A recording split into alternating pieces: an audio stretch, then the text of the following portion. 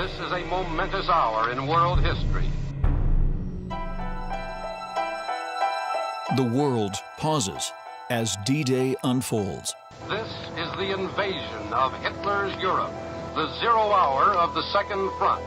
The men of General Dwight Eisenhower are leaving their landing barges, fighting their way up the beaches into the fortress of Nazi Europe.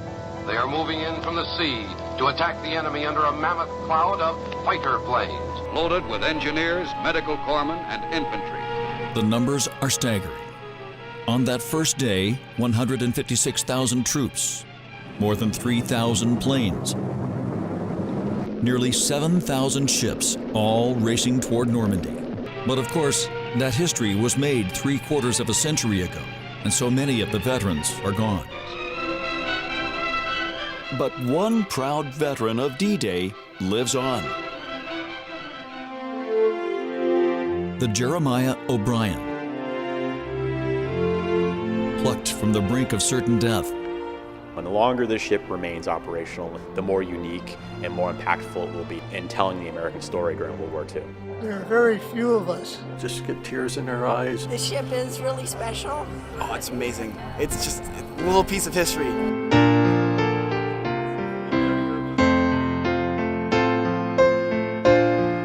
It's more than history. It's a piece of World War II you can touch and smell and feel her vibrations, as if you're back there in Normandy.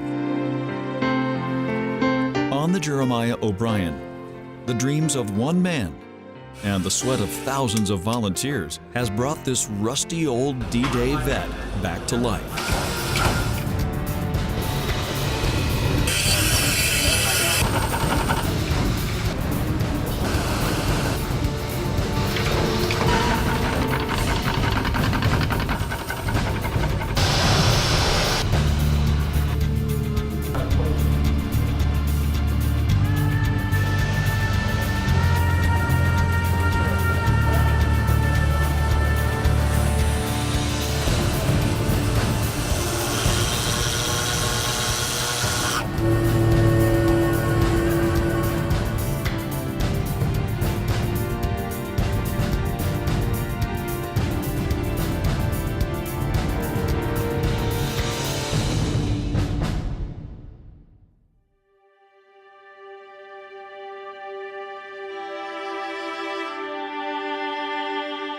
It is one of the most iconic spots in America. Here on the California coast, the Golden Gate Bridge has stood guard for nearly a century.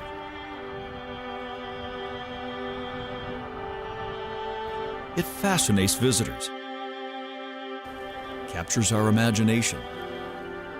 Her fog horns echo. But in the 1940s, for hundreds of thousands of troops heading off to battle, it was one last glimpse of America.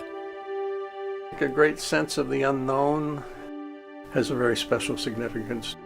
And I think more so coming back, as they come back under the Golden Gate, they sort of take a deep breath and say, okay, it's over with, you know, I made it.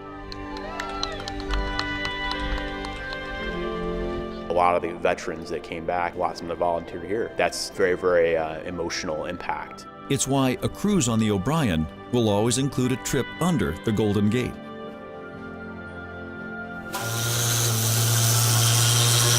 And a blast of the whistle to honor a friend. This journey really began thousands of miles away. The OBrien is one of 2,751 Liberty ships built at 18 different shipyards around the country. They were built very quickly, built very inexpensively. They were only designed to last 5 years. In 1943, workers in Portland, Maine pieced her together in 56 days. Franklin Roosevelt, he called them ugly duckling. He said they were god-awful looking ships. The idea was to build ships faster than German U-boats could sink them. Getting cargo to Britain and then Normandy was key to winning the war. Massive story. They're really the truckers of the sea, I mean, if you think about it. She crossed the Atlantic 4 times and the English Channel 11 times. She survived the war, but in 1946 began a slow, rusting retirement at the mothball fleet in Sassoon Bay, east of San Francisco.